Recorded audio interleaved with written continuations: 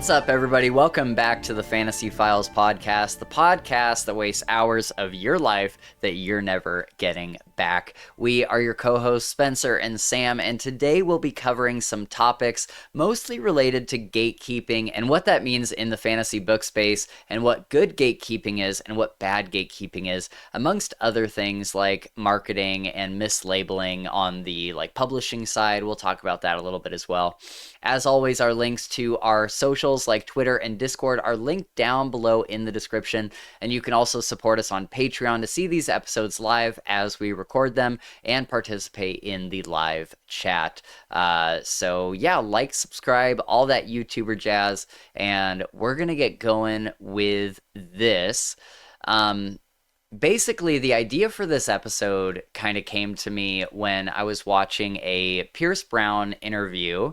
I have it noted here. I think it is the Kristen and Maddie podcast. So go check that out. It is the best Pierce Brown interview I've ever seen. He was so funny. I could not believe how charismatic this guy is, and he's telling these hilarious stories that have me crying laughing.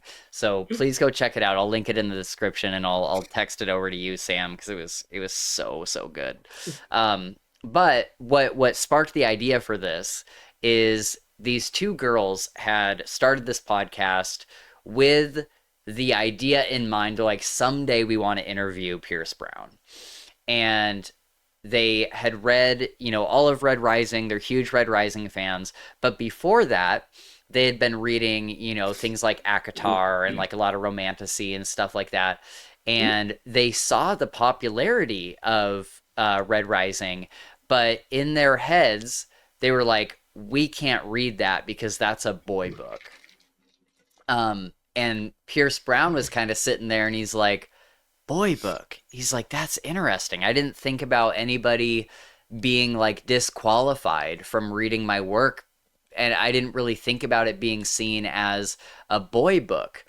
And in this case, we're talking about a type of gatekeeping where it's not really I don't think, unless you find some asshole on the internet, I don't think too many people are keeping women away from reading something like Red Rising, but there is an inherent idea that no, this book is for men. Men read this book. Women read ACOTAR and these other things. And I found that so fascinating, and I was sitting there thinking on that, and I'm like, man, people kind of gatekeep themselves from books sometimes when they think, I can't read this because that's not for me. And, you and I and Gabe read Fourth Wing a couple years ago. And, I certainly had my issues with that series, but the first book, I was like, I see why people like it. I'm like, there's certain parts of the book that I was having a good time with.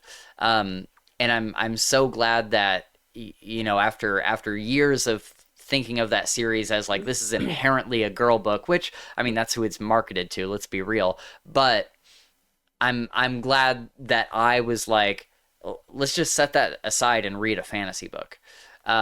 Because I think that is important to branch out, and maybe you don't like that book, but maybe it sparks something else that you do like, and it makes you more comfortable. I would have never, you and I before the show were talking about reading ACOTAR this year. I don't think I would have ever considered reading ACOTAR if I hadn't read Fourth Wing. And so these stepping outside of your comfort zone and stepping into these kind of gate-kept communities, whether it's boy books or girl books or grimdark or whatever, whatever genre you think isn't for you, I think stepping out of that, and even if you don't like it initially, maybe it allows you to expand your horizons. What do you think about this, Sam? I think you made a couple really good points. I think one major one, though, that was at the top of my mind was that really only, I would say maybe in the last decade, and maybe even last 5, 6, 7 years, has female fantasy grown in popularity. And I would say before then, fantasy was kind of looked at as, like you said, boy books, books for men.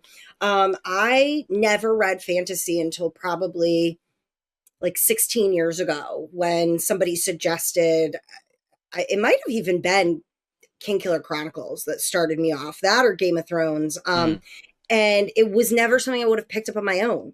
And he then gave me this dwarves book, and he gave me a bunch of books I never would have picked up on my own. And it totally just opened this whole new door for me.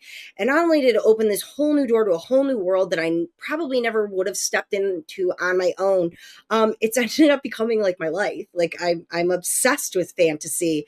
yeah. But I do think kind of historically, up until recently when kind of romantasy has taken off, that yeah, fantasy in particular was looked at as more of a boy book, and it's kind of made people, they just go, oh, I don't even want to look at it. What's the point? It's a boy book. I'm not going to be into it. And it's really unfortunate when things are kind of put in these like black or white, like only this type of person is going to enjoy this, or only this type of person is going to enjoy that. And to add on to another point you had, where like, I don't think I would have ever liked, what was it, lit RPG. And Right. Yeah. you said, Sam, I've heard of this stuff about Dungeon Crawler Carl, and I started reading it, and it's again opened a whole new, that's amazing. I want to get all the hardcovers just to have them on my shelf.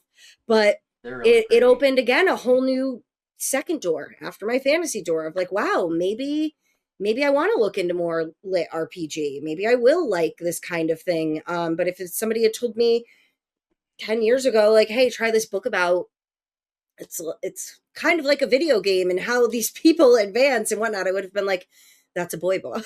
Right. But Yeah.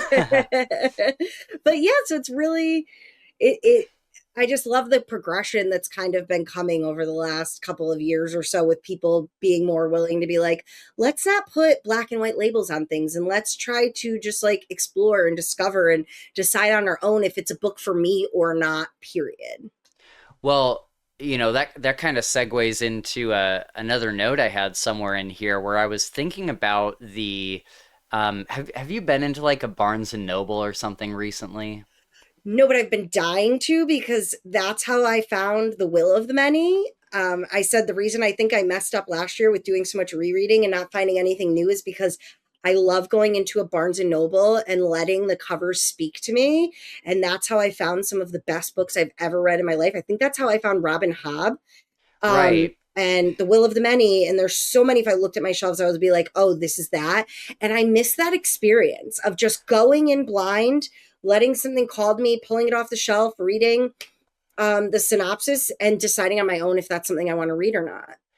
For sure. Yeah. I mean I used to be the same way, and I think that's a great way to find a book and just kind of look at stuff on the shelf and see what speaks to you. They're Um, heavily segregated though by, Yes. So this was the thing that I noticed the last time I was in one, is that there's like the fantasy sci-fi section, but there's all these tables, and every table has a little placard with like spicy romance, not mm-hmm, spicy romance, fantasy, lit RPG, and like everything is so subgenred. mm-hmm. Do you ever feel I'm kind of wrestling with the thought. I'm like, does this help people find the books that they're looking for, or does it pigeonhole people into being like, these are the books I like, and not branching out? Like I'm not sure which way is more common. Like if it's more helpful than it is deterrent. I personally, I wouldn't say it's a deterrent. I would say it's just, it makes it more difficult, because sometimes I want to find something and I want to just go into the fantasy sci-fi section, and it turns out it's on some little table. Right. Um, I do think it's helpful for maybe people who want to get into reading, or they've only just gotten into reading and they're not sure where to start, and so they're looking, for these tables, because these have been hits and these will be good next books for them to read. I do see how they can help some people. Personally, they do not help me, and I especially really get annoyed with the young adult section Mm, versus just like sci-fi fantasy, yeah. because I never know which way they're going to put some of these books. And some of the times you have things categorized as young adult, and I'm like, what, why is this young adult? Is it because the main Yeah. character is like 18? I don't understand why we need that full distinction. And if Yeah. not, like maybe just put the sections next to each other so I can look at both of I them at the same time. I think there should be a harder line between Yeah. fantasy and young adult. I think if it's young adult, that should mean middle grade. There should be Um, no swearing. There should be no, yeah. hot, steamy scenes in them whatsoever, which is fine. But Hmm. your girl wants that. So, like, Well, I don't think I'm going to find it in the young adult. But then guess what? Half of those books are still in the young adult section. yeah. I mean, like the Scythe books, the Scythe trilogy is some of my favorite books of all time, and those are classified as young adult. However, if me, a 33-year-old man, steps into Barnes and Noble and I go to the fantasy section, the likelihood, unfortunately, is that I'm probably not going to wander into the YA section, because I just have no way of, like, when I look at those books, there's the spectrum is so wide, and I look at that shelf and I'm like, I don't know what is mature like Scythe is, and what is, like, Mm-hmm. significantly younger. Um, That's like and ACOTAR was technically young adult. The that's first series she crazy. did, Throne of Glass, was technically young adult. And then they Mm, came out with Crescent City and said, this is her first adult series. And I'm like, this is her first adult series? yeah. Because let me tell you, it gets really hot and steamy in like book 2 of ACOTAR. Well, And I you're saying think, that's young adult yeah. classification?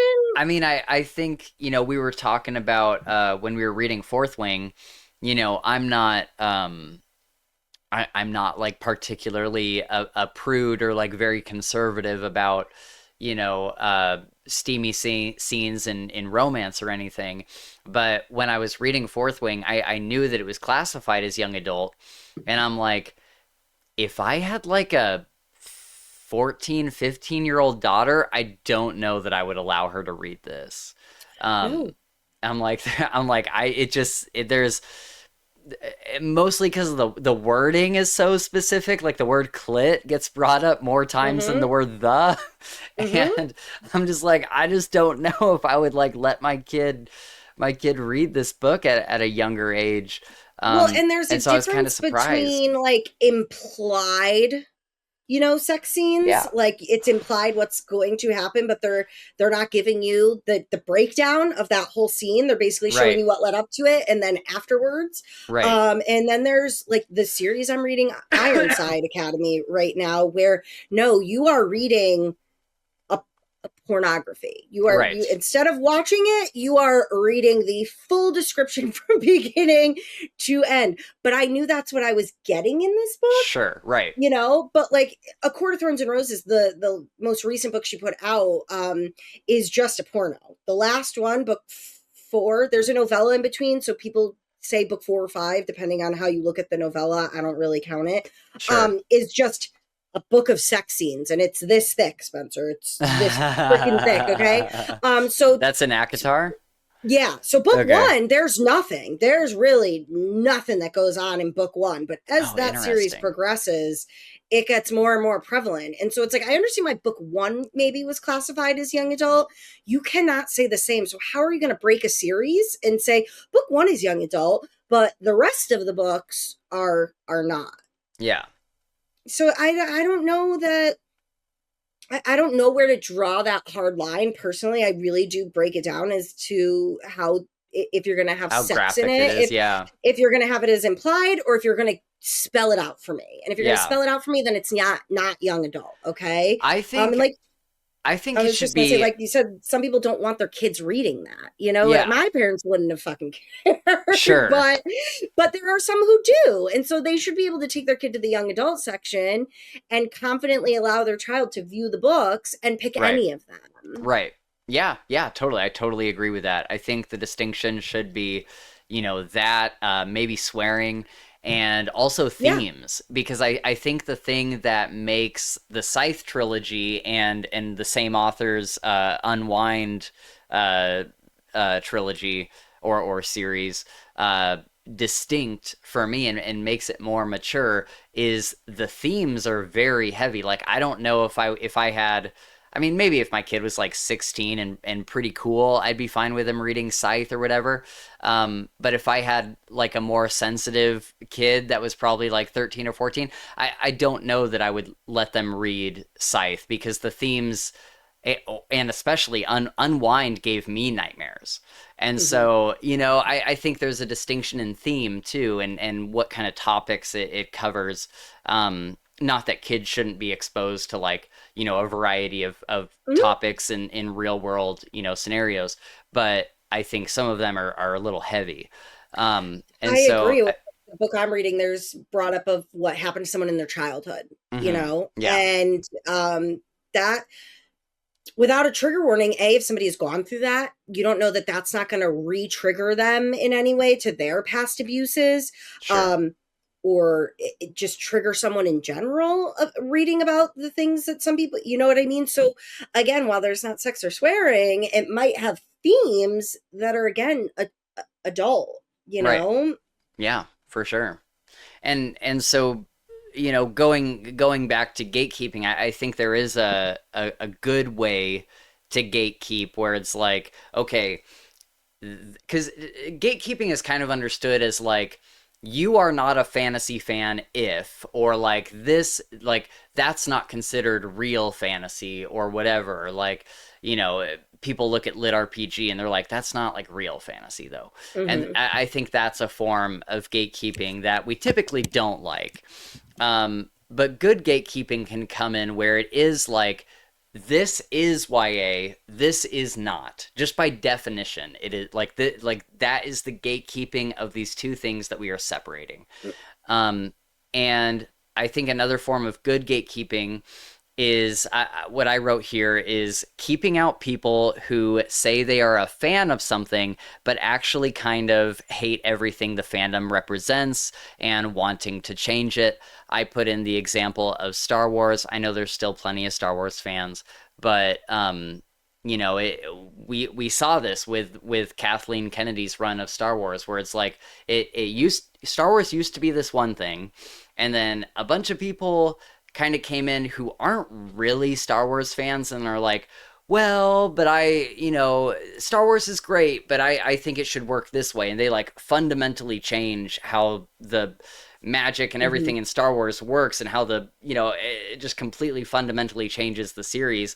And after that, a lot of the old head Star Wars fans were kind of like, hey, this was kind of like our thing. Like, we let you guys in because you wanted to be fans of this thing that we love. We always want new fans, Of but not course. if you're going to come in here and be like, this is great, but I want to change like half the stuff. You know what I I want to mean? tear it down and rebuild it. And it's like, Yeah. well, then you don't Yeah. really Then you're not really a love. fan. Yeah. Yeah, And I so I don't know. agree.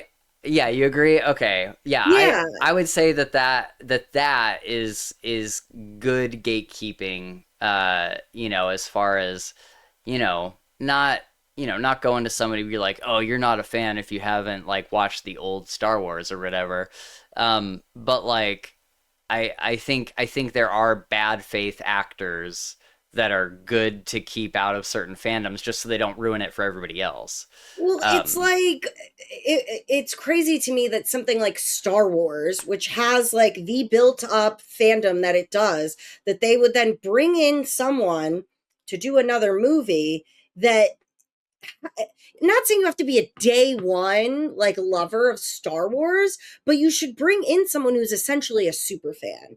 I sure. don't understand why you would ever bring in anyone who would be new to the world. Like Right. they're not going to have that respect and know where the fine points are, that it's okay to change this, but it's not okay to erase like this whole history of this whole aspect of something. And it makes me just wonder who the hell would pick someone to to Yeah, to do that. exactly. And you look at something we were talking about. We recorded another video earlier. We were talking about the Witcher show, and that's another one where it's like these showrunners were hired. Henry Cavill was really the only super fan Yeah. there who was like, let's stick to the books, let's stick to the games. He apparently And annoyed them with his yeah, enthusiasm. and they were like, "Oh my God." And they called him like toxic and all this stuff. It's like, no, he's just a fan of this thing. Like, just because he doesn't want his thing that he likes to be changed. Yeah. And That would be like so, bringing me in to be Feyre in ACOTAR and having somebody who maybe didn't even read the books, just read the script that the writers wrote and was like, nah, we're going to change like this, and this. I'd be like, excuse me? The hell yeah. we are. The hell we And are. Yeah. And then I could so, see how they would label me as toxic. And it's like, no, right, I'm an actual fan. right. Yeah, exactly. So yeah, that's kind of what I see as good gatekeeping. I also wrote down grimdark because I think there's kind of a thing that's happening lately where there's like a almost like blunting of grimdark where people are like coming into the grimdark fandom and being like, grimdark is great. I love all the moody dark stuff, but I really don't like people getting tortured or like the essay and stuff. And it's like, That's yeah, grimdark. yeah, it's like none of us like the Yeah. essay. Like we're not sitting there enjoying the essay, but that's Yeah. part of like what grimdark is Grimdark. meant to show you the absolute worst of humanity. And that's part of the, I feel weird Yeah. saying enjoyment, but that's part of what it is.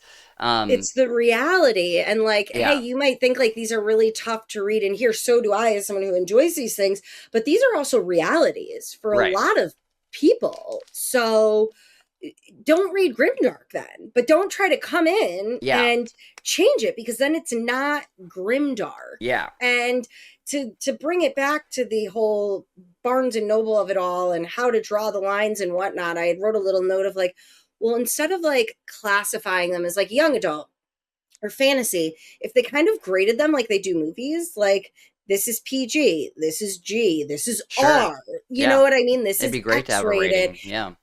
I think that would almost work better in a sense, because then you can kind of look at the spectrum and say, okay, well, I'm looking for more of the far end of the spectrum. Sure. I don't really want to look at the PG or the G rated books, as opposed to just sectioning them in these ways that they do that don't always really make sense to me. I know. I think it's a little wild that video games have a rating system, Yeah. and books, that people can spend infinitely more time in books than they do video games, and I'm surprised that books don't have a rating system like that somehow. Yeah. It came to me Yeah. when we were thinking about it, and I was like, that would actually be really good if they just like kind of rated them on, Yeah. PG or G can have, or PG-13 can have, 10 swear words in the book, but there's not Sure. really, there's only going to be implied sex maybe.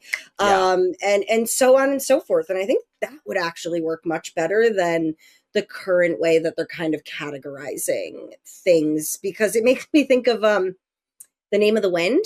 So Mhm. remember when Kvothe is like sneaking into the Arcanum, Mhm. and he sees Fellas helping him for the first time, and he's trying Yeah. to talk about how he would organize the books, right? And Right. she's like, let me teach you a lesson here. All right, Mhm. here's this travelogue. Like, how would you categorize this? And he says, like, oh, I'd go by author. She goes, well, but what if, like, and he's like, author, and then this is a travelogue. She goes, but what if it's about like a place that no longer exists? Mhm. Like it's not a place in our world anymore. It's been pulled into another part of the world, and So he now it's starts history and thinking, yeah. yeah, and that's how I think of it when we try to Mhm. do these young adult fantasy whatever. It's like, Yeah, I like feel like how I'm do back you in how do you the categorize a grimdark romance? Is it romantasy or is it grimdark? You know what I mean? And exactly. yeah, I just think I don't mind having names for things. I don't mind No. having like Mm-mm. subgenres, but I think we've kind of gotten to a point where things are so isolated into their subgenres, Mm-hmm. that I don't know. Sometimes it's just a little too specific.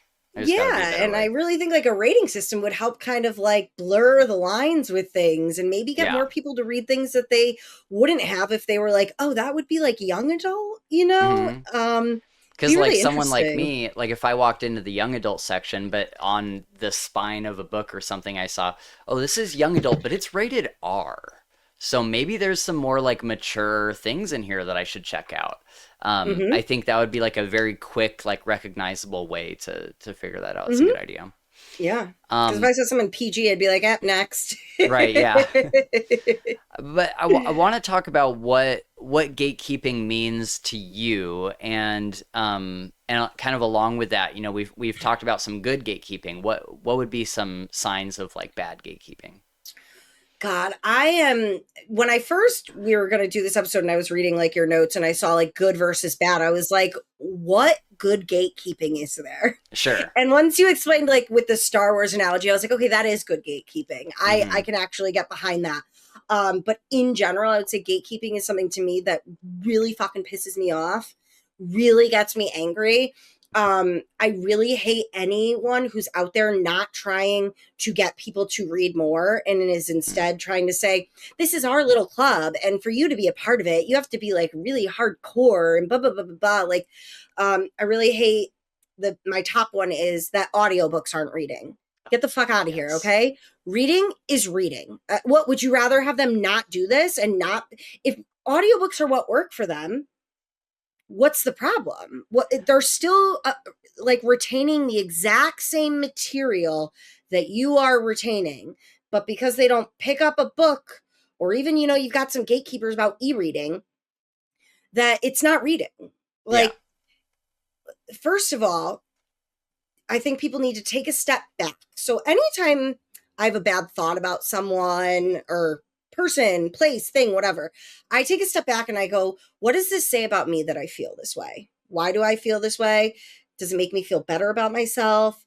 Do I feel superior? And if I do, I then break down that feeling of, well, why do I feel that way? Why should I feel that way? And when it comes to things like audiobooks, gatekeeping and whatnot, I'm just like, do they feel superior? Do they feel like they're better because they physically read a book? They want to hold that over someone. I don't understand the need for some people to make themselves feel better about themselves and put others down in the same breath. Sure. I can't get behind it, and it really gets me angry. Let people enjoy what they want to enjoy in whatever form they're enjoying it in. Yeah, totally. I have a couple comments that go along with that. With the audiobooks, we're primarily you read physically a lot of the time, but Gabe and I especially really only read Yeah. audiobooks. Like all these books that are on my shelf, they're just there to look pretty. And I have I some too. It's okay. yeah. And I get comments all the time on YouTube here where people are like, "Oh, but you listened to the audiobooks. You didn't actually read it." and And that always that and it always bugs me. And the most recent comment was this guy. I have a maybe 3 years ago now, 2 or 3 years ago, I put out my big Harry Potter video, which is the most viewed video on our whole channel. It's gotten like crazy views, and it's titled I read Harry Potter for the very first time at 31 years old. And it was me, it wasn't like an episode or anything. It was just me in front of a camera, everything highly edited. And I'm talking about my experience going through the series for the first time. And I get this comment from this guy that was like, um, he said something like, very funny. You didn't actually read it though. You listened to the audiobook.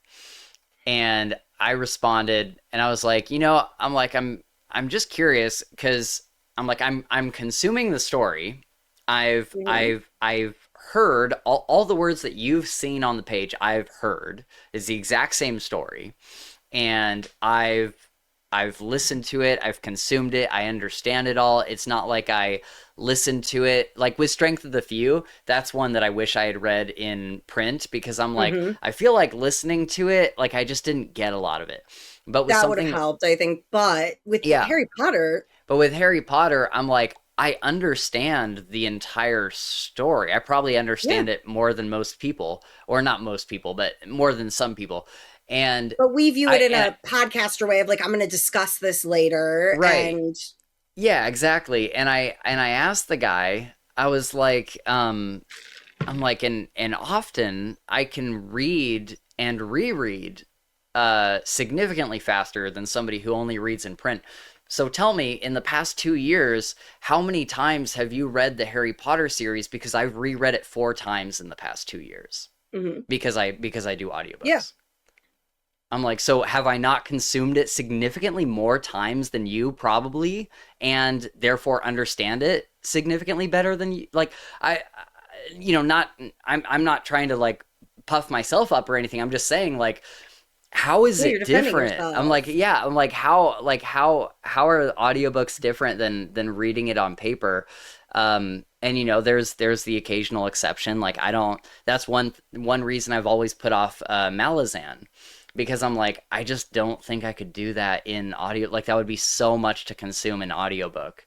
Or like I've Um, told you, like I basically have to physically read a book first before I mm, ever do a reread audiobook, because that's just how my brain works. I have trouble focusing on an audiobook when it's the first time, and I feel like I miss nuances, but that's my specific case. And right. hearing that somebody wrote that comment really fucking pisses me off, because I am not someone who gets mad if somebody talks shit to me, right? But I have Yeah. people that I consider like my base. You know what I Mm, mean? Like they're my people. And hearing that somebody said that to you is getting right now, I'm like feeling the rage fucking building in myself, as if yeah. somebody had like said that to my sister, where you could talk shit to me all day and you're not going to get anything out of me. But the second you do this to someone I care about, I start like it just slowly builds up in me, and I want to punch something, and I just want to scream at them and say, oh, so you're a real reader. Okay, Right. you're a real reader. We're not real readers because we listened to it.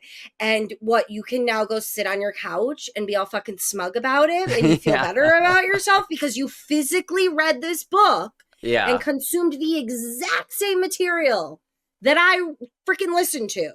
But it Right. doesn't count. That invalidates it. Yeah. Like, do And you think before you write these little comments on your goddamn computer behind a screen and not to someone's face? that and I think it's so funny that like because the people that take that stance, their main argument is, well, if you know about how the brain works, like it interprets information that it reads differently than it interprets things that it hears.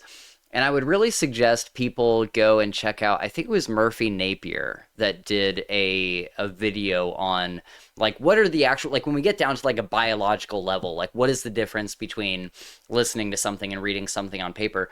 And I think the conclusion she came to was that there wasn't much difference, but even the difference that there is, um, th- like people have to remember, people learn things in different ways. Like some people, Mm-hmm. there's several different ways of teaching math, because Mm-hmm. some people just don't learn math like the way that's been taught for like hundreds of years. Some people just don't learn it that way, and they have like a different way that they learn it better. I'm really good with like fractions. Once I Mm-hmm. started understanding fractions, the rest of math kind of opened up to me, and I understood Mm-hmm. everything else a lot better. Um, and so, people perceive things in different ways. They learn in different ways.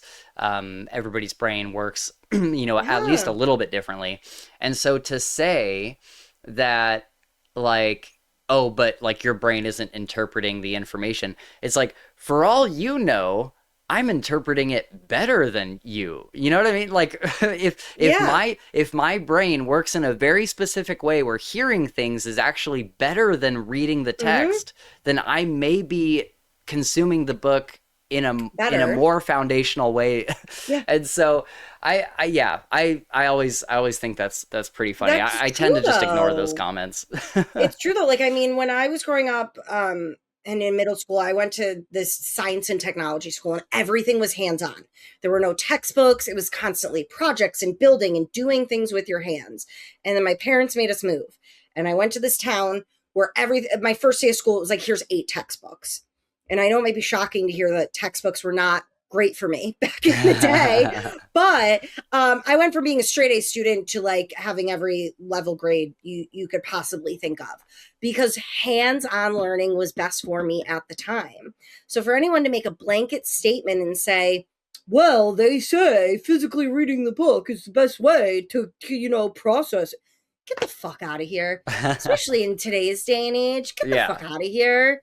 Let Yeah, there's so people. many other resources. Now we Yeah. have ebooks, we have audiobooks, we have so many different things. We have graphic Can't audiobooks, like. and just why would you want to make someone feel worse about themselves to make yourself feel better? I just don't understand that type of personality in general. And I think Mm, a lot of issues we have in today's day and age is people can type on their little screens and they're not saying it to people's faces, and they get really really bold about things. I like to think personally that I'm not going to type anything that I wouldn't say to anyone's face. And I think a lot of people, like, okay, cool, you think you're superior because you can read a book while I listen to the audio, but then you get it behind your little computer screen and type these horrible messages. Like, okay, yeah. you're a better person than Right. Yeah. me Clearly, because you're the you better physically person. read a book. Yeah. Yeah. I think.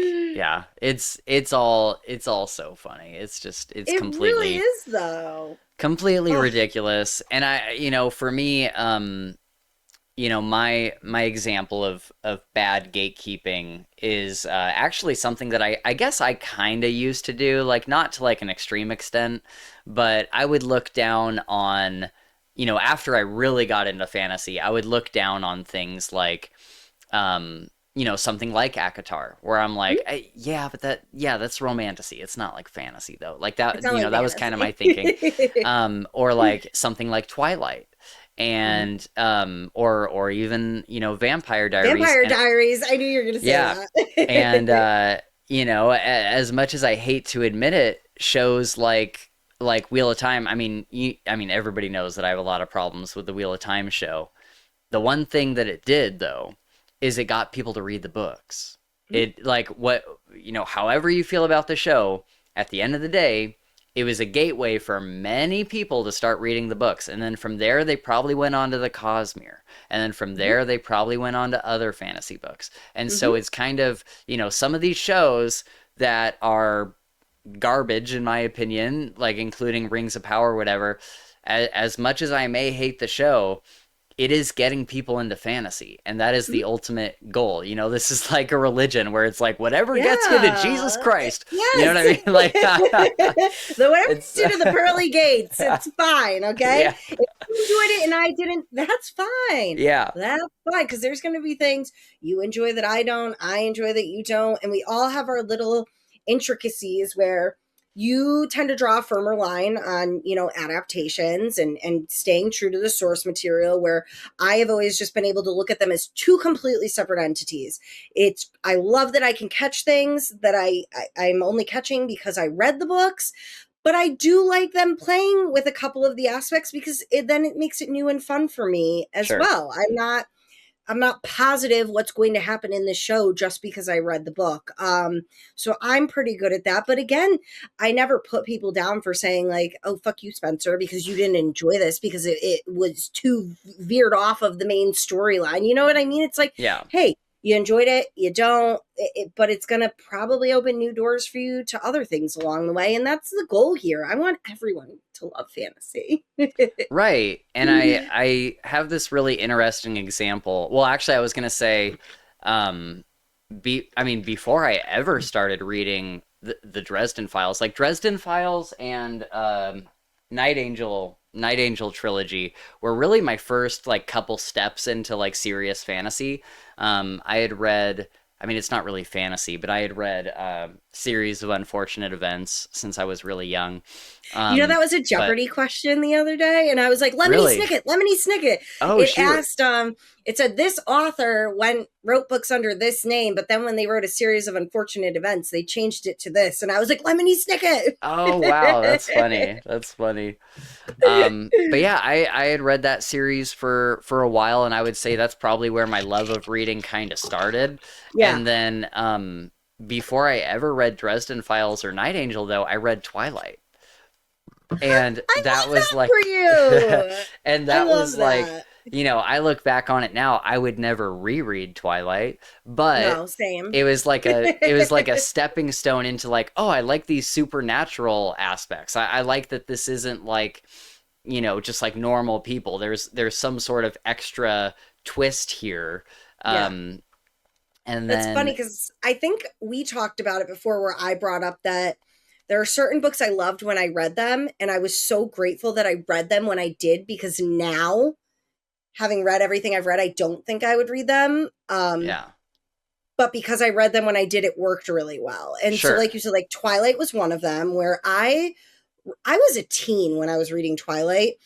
And that was when I had FOMO. Like I wanted to be out with my friends all the time. I didn't want to miss anything. And I remember either not going out or leaving very early from friend events because I needed to get back home and finish Twilight, right? But like when I got ACOTAR, I also got Shadow and Bone and another series at the time. And while I wouldn't reread probably Shadow and Bone today, I don't know that it would fully interest me as much. I'm glad I read it when I did because it fully opened the door for me. And I know I've said opened the door 1,000 times already this stream, but it did. It opened this door for me of like, I want to look for more books that are like this. And then it Mm. led me to just, meeting you. Yeah. Well, I think that's that's the important thing is, for someone like me or you that's like a diehard fantasy fan, I think the moral here is that if you hear somebody who's like maybe not a huge fantasy fan and they're like, oh yeah, I'm reading Twilight for the very first time. Whereas, back in the day I might have been like, come on, like read some better fantasy. Now I kind of think of it like, if I had met somebody that said like, yeah, I'm reading Twilight for the first time, I really like the supernatural aspects and stuff, I'd be like, that's great for you, I'm glad you're enjoying that. Maybe after you finish Twilight, there's like this other series that you might also enjoy and kind of like step up the ladder to, getting to like, diehard fantasy, whatever you want to call it. And I think I had a real life example of this when I had joined this gym and I was going with a buddy, and my buddy is like this huge, like just ripped buff guy. And we're like going and working out at the gym. And I was telling him about my podcast and stuff. He's like, oh, that's really cool. He's like, hey, you know what? And he starts like looking around and he looks for this guy who is this absolute like ox of a man, like just freaking massive guy. He looks like a linebacker, and he's sitting on one of the machines and going like this. And my buddy goes up to him. He's like, hey, he's like, my buddy here does like a fantasy podcast. What was the book you were reading? And he's like, oh yeah. And he looks at me. He's like, yeah, I just, I saw it at the store and I just picked it up. It was called A Court of Thorns and Roses. And he's like, I just picked it up. And before I knew it, like I was just like so into it. And I didn't expect, like I've never read or watched like Lord of the Rings or any fantasy like that. And I just happened to pick this up. He's like, I was just like so fascinated with it. And he's like, I would come here and I'd be on the treadmill and I'd have A Court of Thorns and Roses open while I'm like walking on the treadmill. And but I would pay to see that. I know, just like this huge dude, like tatted up, just like, I'm like, what? I'm like, that's crazy. And he's like, yeah, he's like, he literally told me, he's like, it made me Google like what other books were like that, and now I think I'm gonna read Game of Thrones. And I'm like, that is so fantastic. And while in the back of my mind, I'm like, it's really fucking funny that this huge, like buff, like manly dude was reading ACOTAR at the gym. But on the other hand, I'm like, I'm so glad he did, because now this dude has gotten into like fantasy, like he's stepping into the rest of fantasy. And I had this guy that I worked with, that was also really surprising. He was like he looked like a Viking. He was like a very Nordic looking dude, and he was our drywaller. And he and I were talking one day, and he had his headphones in and I had mine in. And I was just like, what, are you listening to music or what do you listen to? And he's like, oh no, I'm listening to a series called The First Law. I was like, oh my God. I'm like, do you listen to audiobooks? He's like, yeah. And so we started talking about fantasy, and that opened up a whole conversation. He had actually read a bunch of fantasy. But I don't work with the guy anymore, but every couple months he'll text me and be like, what have you been reading lately? Like, what should I read? Yeah. And I'm like, this is so great. And so I love whatever gets somebody in the door. Um, Yeah. I don't think it's important what gets you into the door. It Yeah. could be young adult, it could be, whatever. But whatever gets you in the door, I don't think that should be gate kept. I don't think it should be looked No. down on as like, oh, you're reading Twilight though? Like that's kind of like, Yeah, and like the opposite of that is like I remember telling my girlfriends about Dungeon Crawler Carl, just thinking they would like write it off as like the 10th book Sam has told them about this week. And next thing I knew, three of my girlfriends had read the whole series. They were like, I am obsessed with this. Or my sister Kendall, I love her to death. She grew up with a more severe version of ADD than I have. And she used to read a paragraph over and over and over again and could not tell you what she had just read. And now we don't swap books because she doesn't ever really give me books to read, but she constantly comes to me and asks me for books and she will blow through them. And there has been probably no greater pleasure in my life than when my sister texts me and is like, dude, I'm obsessed with this book that you told me to read. Like it mm-hmm. is to me the best feeling getting other people to feel this obsession that I have for Right. fantasy. And especially as someone who I am constantly cycling through the things that I love and am hyper fixated on, fantasy novels in general have been the one thing that have been consistent in my life for close to 20 years now. Right. They're really, maybe not that long, because when I met when I met this person, it doesn't matter. I I'll didn't give blank any it out. details about him. It's okay. When I met that guy who gave me the first fantasy novel, that was probably like 16 years ago. But yeah, I mean, he changed my life by giving me that first recommendation, and it has fully shaped.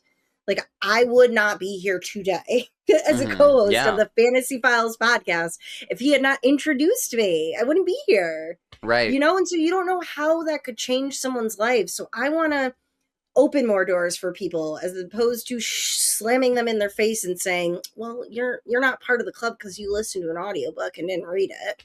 Right. Right. You For sure. know? Yeah. But you Yeah, never totally. know what's going to pull someone in and be their anchor to start their whole love of a genre. And to hear that some huge dude at the gym was walking on the treadmill reading A Court of Thorns and Roses in front of everyone makes me so happy. I know. I know. It's so great. It's so great. Um, well, what other little gatekeeping topics do you have here? I know you took some notes. One I put in that I find really interesting to talk about is people. I struggle when I talk to people who are like, "Oh, I love to read. What do you love to read?" And they only like to read self-help books. I have Hmm. nothing wrong. I feel nothing against anyone who reads self-help books. Nothing. If that's what gets you to read, it gets you to read. I cannot read them. Yeah, I same. need a plot line. I need characters. I need the story to build. I Yeah. can't do it. Okay. I'd rather be waterboarded than read a self-help book. But Yeah. hey, if you like to do it, good for you. That's great. But I have seen in the past some people kind of draw this line of, oh, well, they read self-help and they're reading uh fiction. You know what I mean? Fiction versus like nonfiction and whatnot. And I've always thought that was kind of interesting. How some people think, well, I read nonfiction, so like Right. Yeah. So I'm I'm superior. yeah, I'm better. Like you're yeah, that's a really funny one because yeah, people say like I read the classics or I read nonfiction and Oh, somehow the that makes me yeah, classics. Oh. like have you ever read Tolstoy? Like, you know what I mean? And I'm just like I don't know. I find that so funny because I have learned more about life and the way things work for different like groups of people and stuff than I ever have from a history book. Um, Yeah. and so, I think it's so funny that, you know, the thing that I love about fantasy, I think, is that it gives the author complete control of making a world that is designed to get their message across. Like they design the world in a way that like you look at something like Mistborn, the Sanderson designed that world in a way to show a class structure, how the lower class was treated, how people were excluded from certain groups, how other people were favored, how the people in power just get away with whatever they want. Hmm. And all of this was designed very specifically to get a message across from the reader and to show a theme and to show a lesson. And you can apply that to real history as Right. well. Like, look at the Yeah. proletariats and the bourgeoisie, like Yeah. you can find those parallels, and then it actually makes history, real history, interesting to you. Right. Yeah. Yeah, totally. And so yeah, I think it's super funny when people like turn their nose up at fantasy. Like I've been trying to get in less Twitter fights recently. Um I'm not very good at it. But I was commenting on something. I think, and you know what's funny is when I every now and then on Twitter, I get carpentry, like construction things, as well as like fantasy book things in my algorithm. Hmm. And the people that are seeing me comment see like Fantasy Files podcast. They don't know that I've been a carpenter for 13 Yeah, years. You know what I mean? And yeah. so like people will say something like, "Why doesn't that interior wall have insulation?" And I'm like, okay, well, so interior walls don't have insulation unless you, for some reason, specifically put it in there and like Supposed to be for really, the yeah, exterior it's portion. meant, yeah, it's meant for the exterior walls. Typically, you don't like insulate your interior walls, and so it was like this whole discussion that was happening, and this one guy was just like, maybe stick to Harry Potter. And I was so pissed, but I had to let it go. And I'm like, yeah, I just didn't respond. But I'm like, man, it's so funny how people like if fantasy isn't your thing, that's fine. But to like be like, oh, that's Box like a me child's thing. Or in. the other thing Yeah. that drives me nuts is like, oh, playing video games is for children. And I'm just like, oh my God, okay. Yeah. I'm Yeah. like, I what mean, stupid shit do you do on a middle of the day Saturday? Like what? Like is it it gets not a me hobby so like everything mad. else? Yeah, and the way people want to box you into like one box, like Yeah. so I do web design on the side, right? Like I built a full website for a business here in the town that I live in, right? And I'm constantly updating it. It's a cat cafe. It's a cafe and it's got like the cats in it and you can adopt them. And so I'm constantly updating the cats, all this stuff. If you tried to box me in as like just a fantasy, reader, I'd be like, well, I do web design. I also am an insurance broker. Right. Okay. I am also a huge crafter.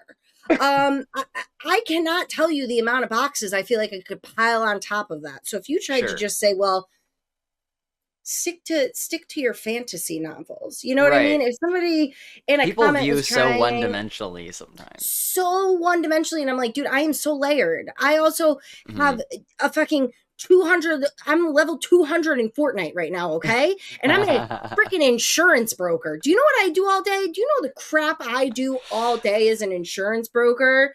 Right.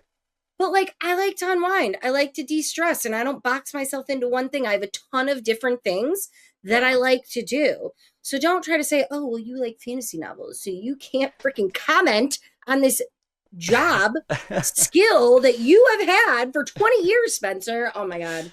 Yeah. Although I agree, though, I have gotten to the place. I'm obviously not on Twitter anymore. I just Yeah, had you to leave. left. You're like, I'm I out. couldn't do it anymore. I was like, I'm out.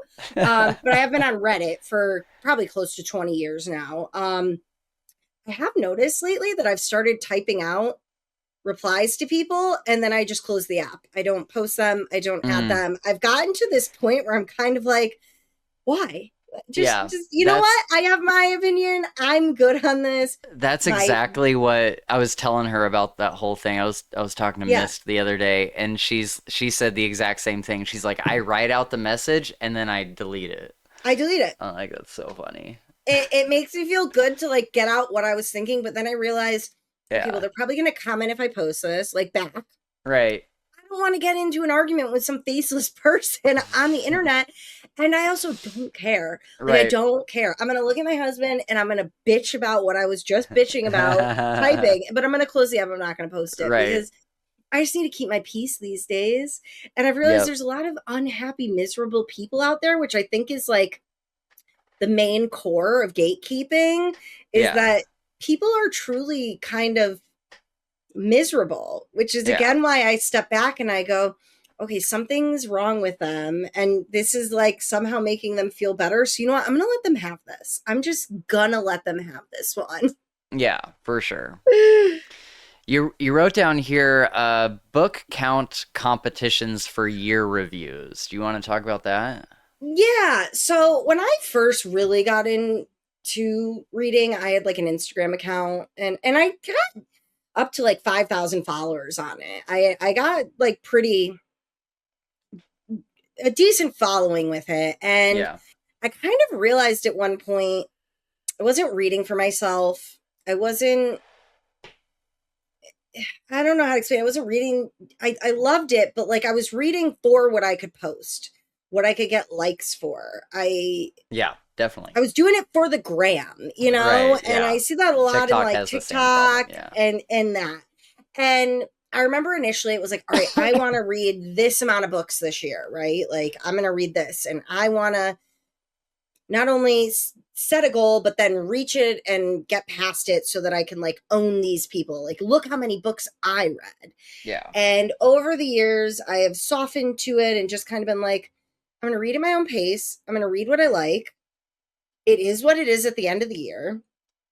And when you're doing it for the goal of, I'm going to read this many, read this many books like in a certain amount of time, are you enjoying them? Mm-hmm. Are you sitting with them when you're done? Are you appreciating the complexities? Or are you just a robot reading the lines of your Yeah. book so you can say, like, look, I read 5 books this week? Yeah, I think that's mostly what it is. And I was gonna say that there's a surely not all, like there's some people that just read a lot of books, but um there was a video that came out a while ago. I forget who it was from. It was from, I think it was from a pretty well-known booktuber, and I believe it was titled "Something's Wrong with Book Talk." And this person was kind of going through, they were looking, there was like one specific person they were looking at, but they kind of showed that it was similar throughout a bunch of Mm-hmm. different book talkers. um and this person was like, I'm gonna read 100 books this year, and then like the year end recap, like I made my goal, I read 115 books this year or whatever. But then the YouTuber that's doing the whole thing was like, so let's go back and look at some of her reviews of the books.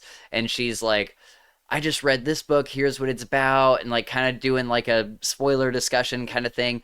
And you can tell that she was like getting kind of lost and like, yeah, I don't really know what this character's motivation was, or like, I don't know why this person did it. And some of it was like books that I had read, and I'm like, wait, how did you miss that? Like, how, like, how do you not understand why Harry Potter is a wizard? You know what I mean? Like Yeah, yeah. how are you Mm-hmm. missing these like fundamental parts of the book?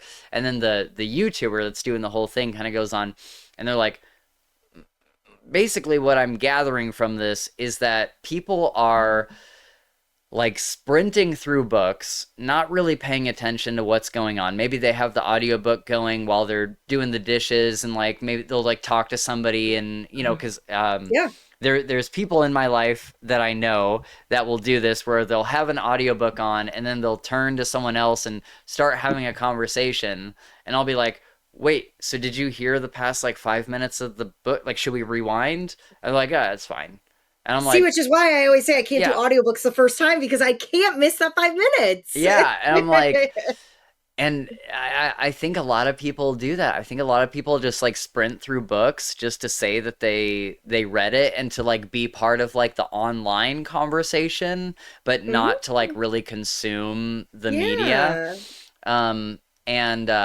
And that is particularly frustrating. If I can find the YouTube video, maybe I'll link it in the description. But it was it was pretty interesting. I'm like, yeah, Hmm. I mean, like I think that people are largely just kind of doing this for showmanship, or maybe Yeah. even, this YouTuber also suggested that maybe some of these book talkers are like getting a summary from ChatGPT, or like doing like a Spark Notes kind of thing, and then just like talking about it online.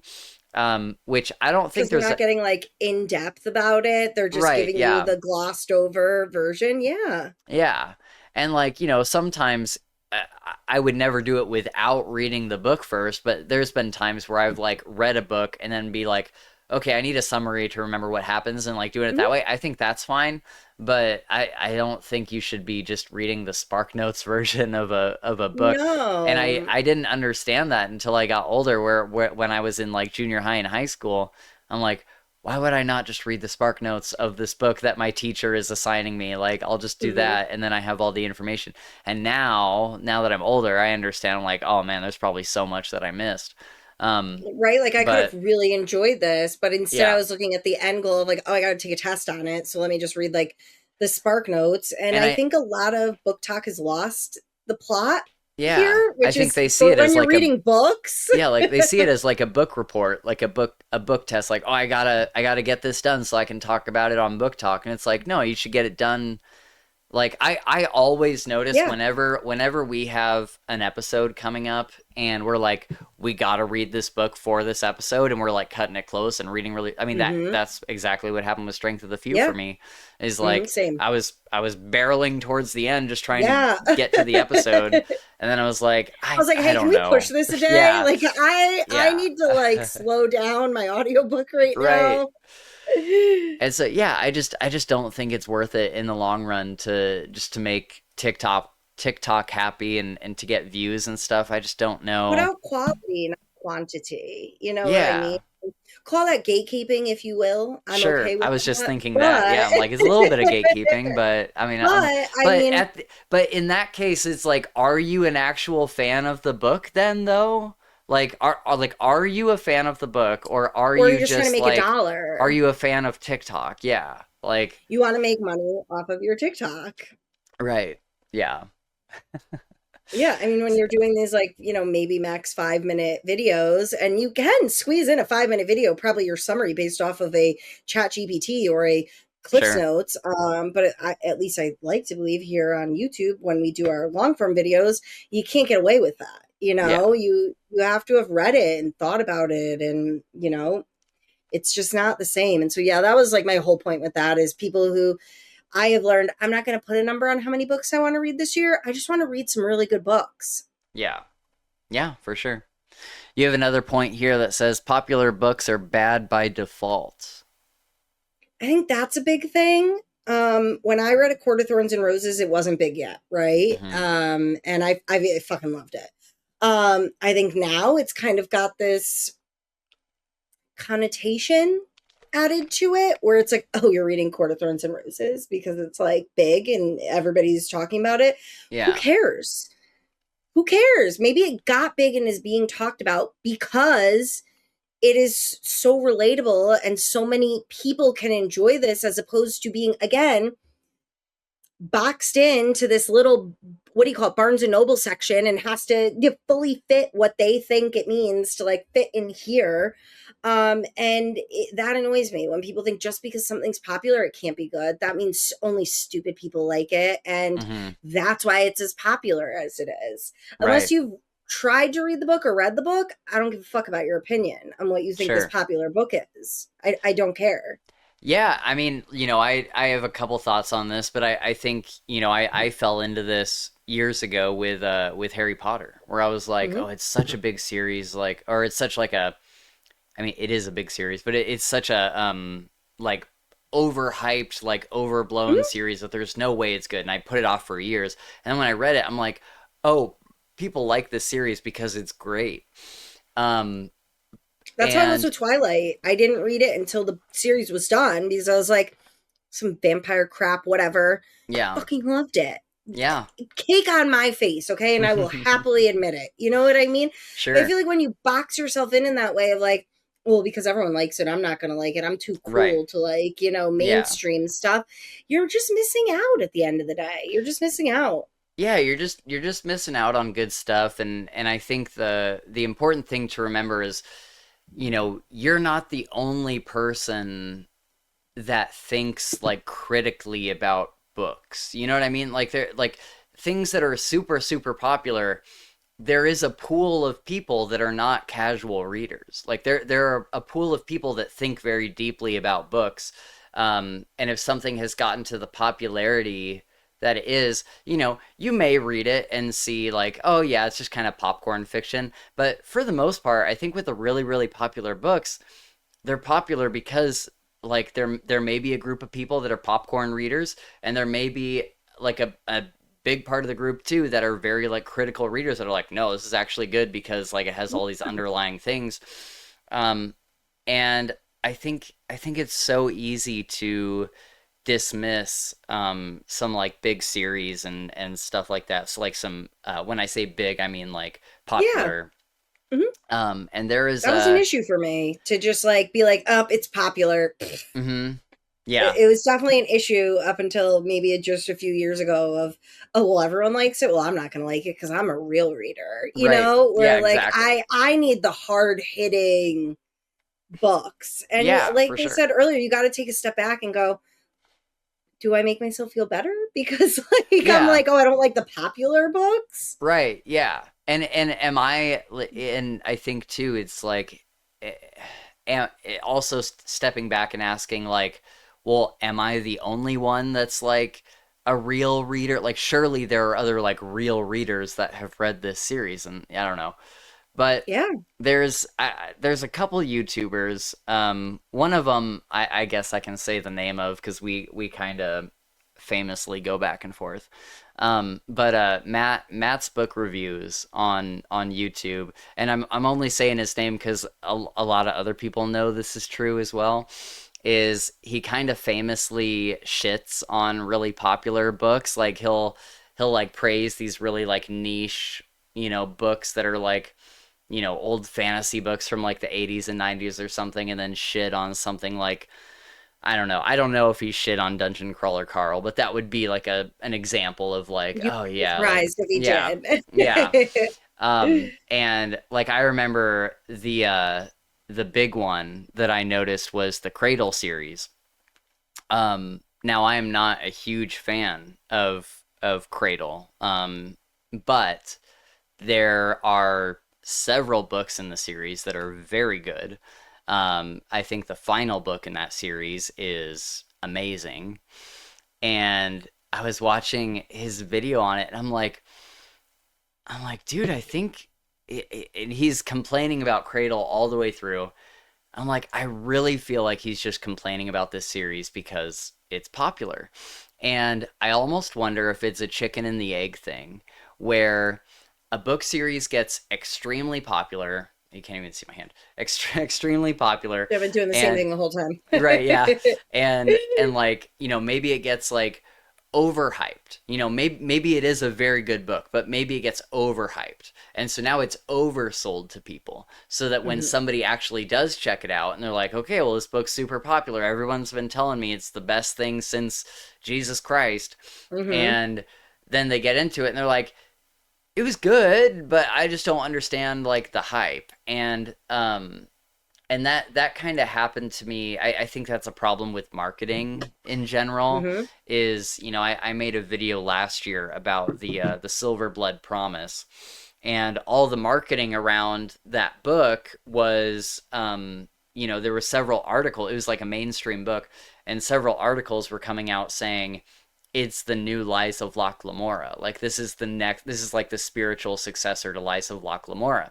So when you go in to read the book with that expectation, um, all of us kind of knowing what Lies of Locke Lamora is and like what it did for fantasy, Mhm. you go into the Silver Blood Promise with everybody, like even the blurb on the front of the book, it was like George R. R. Martin or something that said Mhm. the next Lies of Locke Lamora. And I read the book and I was like, the book wasn't bad, but it's not Lies of Locke Lamora. Like I don't know where that even really came from. And I remember being so confused, and I made this video that did really well, and I titled it "A Fun Disappointment," because the book was fun, but it was disappointing because it didn't live up to these extremely high standards that the marketing Mm-hmm. itself set for it. And so I Yep. almost wonder if like that's why popular books are kind of shit on sometimes. Like I don't know if it's like a I don't know which came first. It was just the person being Yeah. shitty or if it was the book Mm-hmm. being overhyped. And it's kind of like, yeah, maybe like, maybe we should realize that books, while incredible, they're not like, I don't know. I don't think we should like oversell them to people sometimes because then, their expectations may surpass like what the book actually is. Um, so yeah, You know, I don't know. a really good point to that, and me and my best friend, it's a very common conversation we have because a specific example, right, is do you remember the movie Bridesmaids and how like hyped up it was after it came out? Oh my God, this is like the funniest Yeah. movie Yeah, yeah, ever. yeah. Mm-hmm. So my girlfriend didn't watch it right away. And all she heard was, oh my God, this movie is so funny. It's amazing. It's funny. Blah, blah, blah, blah, blah, blah. By the time she watched it, it had been so overhyped to her that Yeah. she was like, yeah, it was a funny movie. But in the end, I almost felt like I didn't like it because it didn't live up to the expectation of the hype everyone had given it. Yeah. And so that's why I think I've always been someone, especially when it comes to a book, where I'm like, well, this is why I liked it, A, B, C, D, whatever. But you might not.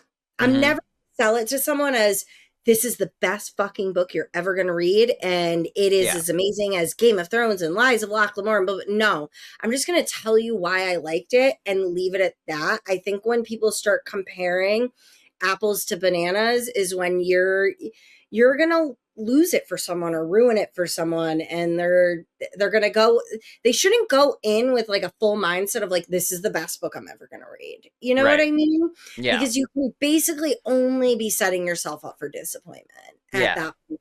But when something's popular, I also don't think you should shut it down as like, oh, it's popular, I'm not going to like Sure. it. Yep. But don't give your too much away for yourself before you read it. Be like, well, let me try to see what the hype is about.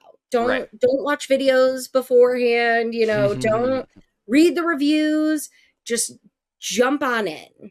Yeah. But Yeah, so that's what I'm that was for me is I get annoyed now as someone who used to be this way of, oh, well, it's popular, it must not be good. That's a lie. And don't yep. close yourself off from possibly really fucking good books like you could be obsessed with for the rest of your life. Yeah. Yep. Yep, that's a good point. Yeah, I've kind of I'm like just shy of not reading the description for books anymore. I'm like I am kind of there, and I think the main arbiter, mhm. the main reason I don't anymore is book 3 of Lies of Yeah. Lockamore. It ruined Sabbatha for me. That Yeah, I really won't pissed read the me off. description for a sequel at all. No, but I've gotten better at that. I mean, granted, if it's a new series and I'm browsing and I'm like, what do I want to read next? I gotta read something. I'm not just gonna pick a random book and Right. open it. But I will try to just read as little as I can of the synopsis now Yeah. because I want to be surprised. I Yep. I want I don't want to guess everything. I want there to be like, oh, my husband makes fun of me because I'm literally someone who constantly goes, oh, like when Yeah. we're watching stuff, and he's like, Sam. And I'm like, well, like it surprised me, you know? So, I mean, when I'm watching a show, if I go to the newest episode of Fallout, I'm not going to read the description Sure. before I Yeah. start it. I'm not. I hate like scenes for next week. I'm like, why would you ever watch Don't show me. those? Don't show me. I'm I like, don't what? want to know because then I'm going to be like, oh, give me the next episode, I know. But don't give it to me. I just want to experience it all at once. But yeah, I've learned it's almost better not to really read the synopsis of a book. If it's being recommended and I'm like, yeah, I'm going to read it no matter what, I'm not going to read the Right. synopsis. But if I'm just browsing Sure. Yeah. casually, I'm going to read a Same. little bit. But for the series I'm reading right now, I read the synopsis of book 1 and I have not looked at it for the rest of the series. I don't want to know. Right. Don't ruin it for me. Yep. Yeah, for sure. And I'm Yeah. like every now and then, all the only reviews that I'll really consume are like YouTubers because I feel like they go into more detail about their feelings. But I've stayed Hmm. away from things like Amazon reviews or like Audible reviews because they're so short, and it's usually somebody that's like, oh, like, I don't know, the story was just kind of garbage, and they're kind of vague about it, and then it gets into my head. I'm like, oh wait, like, is the story like not good? But they're Yeah. not specific, so like, Hmm. you know, and so I've kind of started to stay away from most reviews, I would say. Same. Just Yeah. don't stay away from ours, okay? Yeah, I just don't stay away from ours. Keep watching ours. Viewers, just keep watching ours. All right, to close out, did you want to hit any of your other topics? Any ones that you want to do last, like one or two last ones? I mean, I think we've hit like most of anything, honestly. I feel like coming down to the end of it, really, it's just, I really hate anyone who's going to try to deter people from reading as opposed Mm-hmm. to encouraging them to read. Yeah. If you're trying to make yourself feel superior to Mm-hmm. others based off of what you read or how much you've read, Yeah. I think you're missing the plot point here Yeah. in the overarching, theme of our lives. I think at the end of the day, we should be encouraging each other to read, to explore, try this genre that you maybe wouldn't have ever tried on your own, even if you give it like 30 pages, just give it 30 pages. And if it hasn't caught you by then, I'm with you with dropping it, move on, Mm-hmm. try to find something else. But as someone who, if I closed myself off, would not physically be here today, I encourage everyone to try that book. Yeah. Give it a shot. You might find something new to be obsessed with, and if you don't, then you don't like it, and you can steer away from that. But at the end of the day, try new things. Like, try Yeah. things outside of your comfort zone. I have found so many lovely, amazing authors and books that I, especially through this podcast, would have probably never read on my own. And I'm just Mm-hmm. so grateful for what in my life led me to meeting you and Gabe on fucking Twitter. And then even opening the expanse wider of everything that, like, I thought I knew fantasy. I didn't. Mm-hmm. And there's so many books I would have never read on my own that I'm so grateful that you guys introduced me to. And look at like what you said earlier, like you would have never read Fourth Wing on your own. And like Right. we Yeah. were able to do that. I don't think you would have ever read Hellbent on your own. Sure. Yeah. And just open yourself up to new things, like Yeah. stop saying no and start saying, let me give it a shot. Like I'll give it a try. Yeah, I think, kind of the goal is to let down the boundaries that we make for ourselves, where it's like I talked about the girls earlier that are now huge Red Rising fans. But for so many years they were like, I can't read Red Rising. That's like a boy book. Um, and it's like, don't get so defined by like certain like subgenre labels and stuff like that. Allow yourself to branch out. Um, you know, girls don't avoid books that are labeled boy books, or that's such a like a TikTok phrase. Like that's so, I could see that Yeah. on like a Barnes and Noble placard, boy books. Girl book, Um, boy book. yeah, exactly. It's just like don't get so bogged down in that, and don't do the thing where it's like, oh well, like I don't want to read, if you're like a guy, like, oh, I don't want to read a book if it's just like one POV of like a female protagonist. Like I want to be able to relate, because it's like then you'd miss Mistborn, one of like the best trilogies I've ever read. Um, and so I think it's really important to not get bogged down in that kind of stuff, and always branch out into YA, do a little bit of research, and find out what the mature like YA books are, because I wouldn't want anybody to miss Scythe either. Scythe is one of the most thought-provoking trilogies I've ever read. And it's like firmly in the YA camp. And so, Yeah. It's go. it's very much a take a step back when you find yourself drawing a hard line anywhere of like, Yeah. oh, but that's a boy book, I shouldn't read it. Take a step back and think, am I conditioned to think this is a boy book? Mm-hmm. Is this a boy book? What is a boy book? What even Right. is a boy book at the end of the day? And you know what? Fuck it. Like, Mm-hmm. fuck the patriarchy, okay? I'm going to read a boy book, okay? You want to call it a boy book? I'm going to read that boy book. Well, with that, I hope that everybody branches out, and I hope that everybody it includes more people in the fandom, because that's what so many of these books are about, Yes. is people from all walks of life coming together and going on a quest together, or whatever. Like there's so many different characters that are so incredibly different from each other, that end up in friendships and relationships and companions and everything. um and that's part of life. And so invite that big buff dude from the gym to read King Killer Yes. or Akatar or whatever, or the jock Viking guy to read First Law. Like branch out, and because at the Yeah. end of the day, I think humans love stories, regardless of if it's fantasy or sci-fi. We all love to hear a story. And so yeah. But yeah, guys, that is going to wrap us up for today. Thank you so much for hanging out with us. We will be back with some new episodes soon. It sounds like we got some King Killer reread episodes coming up.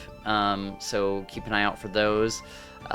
We also have pretty soon we'll have the new Dresden Files book. We'll have an episode up for that. Or maybe it's already up by the time you're seeing this. But yeah, go check those out. And yeah, we'll see you in a future episode. Thank you so much for being here. Bye bye.